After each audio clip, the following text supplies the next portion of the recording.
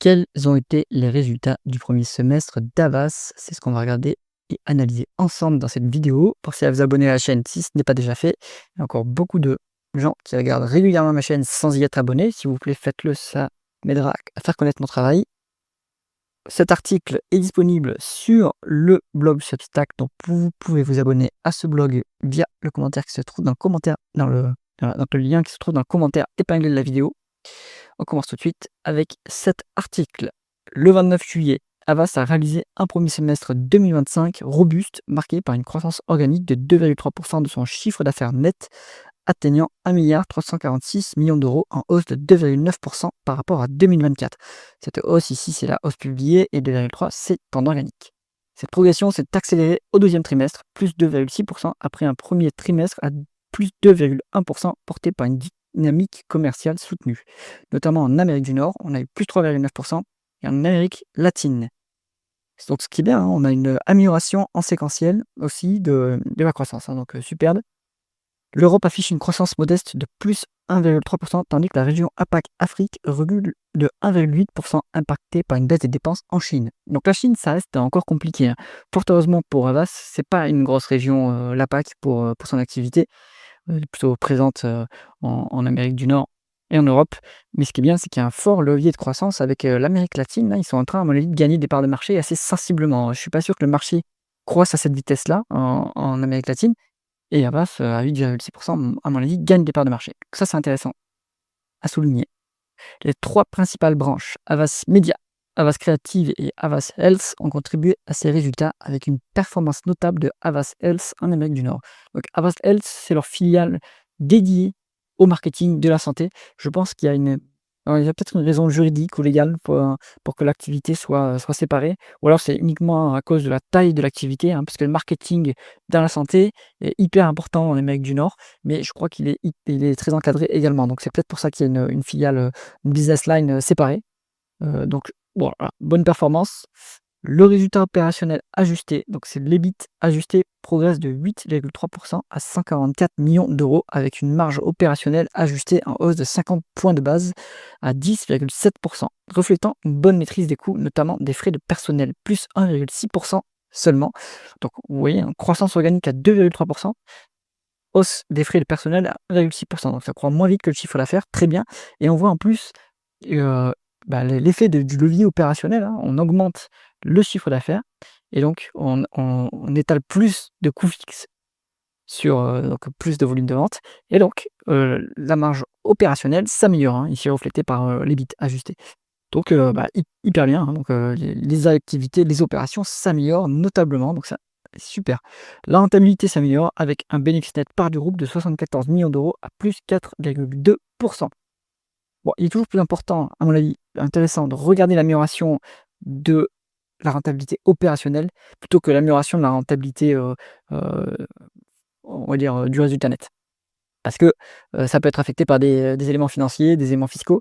Alors ce qui compte, vraiment, la rentabilité pure d'une activité, c'est plutôt celle de son actif économique, et donc sa rentabilité opérationnelle est bien plus importante.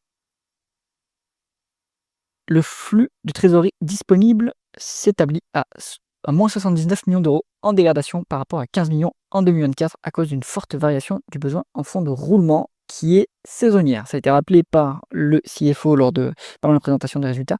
En fait, donc c'est le cas, également l'année dernière, en 2024, en juin 2024, au premier semestre, on a une forte variation du besoin en fonds de roulement. Donc c'est pas significatif. Il faut regarder, en fait, cette variation du BFR, il faut la lisser sur l'ensemble de l'activité pour voir si ça se dégrade ou pas. Et en réalité, si vous regardez le tableau de flux de trésorerie qui est communiqué dans le communiqué de presse, cette variation du BFR, elle est en amélioration par rapport au premier semestre 2024. Donc même si c'est négatif, c'est en amélioration par rapport au premier semestre 2024. Donc c'est plutôt un signe encourageant. Ici, je vous ai mis le bridge qui vous donne la différence en position de cash de l'entreprise, en situation de cash de l'entreprise. Donc, on a eu 88 millions d'euros de rémunération d'actionnaire, donc 84 des dividendes et 4 millions de rachat d'actions. Donc, ça fait quand même un rendement de l'actionnaire qui est attractif. On vend 88 millions sur une market cap de à peu près, alors maintenant c'est un peu plus d'1 milliard. Bon, on est autour de 5-6 sur Havas, c'est complètement attractif également pour quelqu'un qui cherche, un dividende, un rendement du dividende attractif et le payout ratio est en plus, seulement à 40 hein. Donc le payout ratio, c'est par rapport au bénéfice net évidemment. Donc il faut quand même regarder si les free cash flow permettent de payer ce dividende. Donc sur le premier semestre, non, puisqu'on a des free cash flow négatifs, mais sur l'année, c'est sans problème, hein. C'est bien couvert ces dividendes. Sur le plan financier, la dette brute s'élève à 430 millions d'euros avec une position de trésorerie nette négative de 79 millions d'euros, puisqu'on a une trésorerie brute également qui est positive. Donc en net, c'est 80 millions d'euros, enfin moins 79 millions d'euros. On était à 124 en juin 2024. Et en fait, ça, c'était une situation un peu particulière, hein, puisqu'il y avait un prêt d'actionnaires. En fait, ça n'a pas d'intérêt de toute façon pour Havas de conserver du cash, hein, et pour en fait, surtout pour les actionnaires d'Havas, puisqu'ils pourraient justement placer ce cash ailleurs. C'est pas du cash qui, alors il sert à réaliser l'exécution des contrats, mais en fait, seulement une petite partie, hein, qui va correspond au salaire des employés. Donc, le reste, il faut soit l'utiliser pour faire des projets, soit le rendre aux actionnaires. Bon. Et là, c'est fait, on va rendre le cash aux actionnaires. Il n'y a plus de cash, on est en situation de dette nette positive. Bon, c'est bien. Du coup, ça permet de développer les opérations. Le levier, en plus, reste très faible, hein, on a moins de 0,5 fois l'EBITDA, donc aucun problème sur l'endettement ici. Havas poursuit sa transformation stratégique avec Converged AI, son système opérationnel intégrant l'intelligence artificielle, renforçant ses capacités en ciblage, planification et personnalisation. On a 5 acquisitions réalisées sur le semestre. On a eu donc il y en a 3 qui sont mentionnées, CA Sports, Channel Bakers et Dawn. Il y a eu des partenariats stratégiques, Ostro et YouGov. YouGov, je connaissais quand même un petit peu puisque je dirais que YouGov, c'est un peu comme Ipsos en France, beaucoup plus gros évidemment, et ça c'est aux États-Unis YouGov, et c'est global en fait. C'est plutôt orienté sondage, et c'est plutôt politique. Donc ces acquisitions et ces partenariats ont consolidé son positionnement. Le groupe a également brillé à Cannes, au Lion de Cannes, en fait, 2025, remportant 39 lions dans 2 grands prix. Donc c'est l'équivalent du festival de Cannes, mais pour la publicité.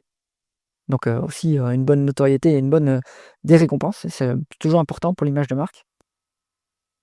Pour 2025, le management maintient cette prévision, croissance organique supérieure à 2 et là, ils sont plutôt conservateurs en réalité, hein, parce qu'on a fait, on a fait 2,3 en organique. Donc il y a moyen qu'en fait on batte la guidance pour 2025. Une marge d'EBIT pardon, ajustée entre 12,5 et 13,5 un ratio de distribution de 40 Donc on conserve la guidance, ils n'ont pas relevé la guidance. Bon, c'est pas un souci, justement, il vaut mieux être conservateur et délivrer plus que ce qui a été promis, même si du coup, il y a une revalorisation du cours, au moment de la prochaine publication en ayant battu, la guidance, c'est pas un problème. C'est très bien pour l'actionnaire qui est patient. Pas de changement non plus dans la guidance moyen terme, c'est-à-dire en 2028, donc 14 à 15 de marge d'EBIT ajustée. Donc encore de l'efficience opérationnelle à prévoir à moyen terme, ça c'est bien. Et un payout ratio qui reste à 40 Donc voilà, c'est reste raisonnable. Moi, je trouve que cette publication est très positive, légèrement supérieure aux attentes des analystes. Il y a pas beaucoup, le titre n'est pas encore très suivi par les analystes puisqu'on a, encore une faible liquidité. Enfin, c'est une petite cap, c'est une grosse mid cap, on va dire, côté aux Pays-Bas. Je pense pas qu'elle soit encore très, très suivie par les analystes. L'IPO a eu lieu en décembre 2024, donc bon voilà, on va on va suivre ça. À noter, autre point, il y a un reverse split qui aura lieu en automne de cette année. Donc il y aura, une division par 10 du nombre d'actions et une multiplication évidemment par 10 du nominal de l'action. Ça n'a aucun impact du point de vue financier pour l'actionnaire. Le point, pourquoi est-ce qu'ils font ce regroupement d'actions? Eh bien, c'est pour augmenter la liquidité du titre, et baisser la volatilité du cours pendant la cotation, hein, les journées de cotation, parce que évidemment, si vous avez un nominal faible, vous avez des limites sur les pas de cotation, et donc si vous faites des transactions, ça fait bouger le cours facilement de 2 à 3 tandis que si là, vous multipliez par 10 le cours, donc ça donnerait une action qui sera à 15-16 €. Là, vous n'aurez pas de problème quand vous faites des transactions, ça ne fera pas trop décaler le cours. J'espère que cette analyse vous a intéressé. Si c'est le cas, mettez un pouce vers le haut et pensez à vous abonner à la chaîne. À bientôt.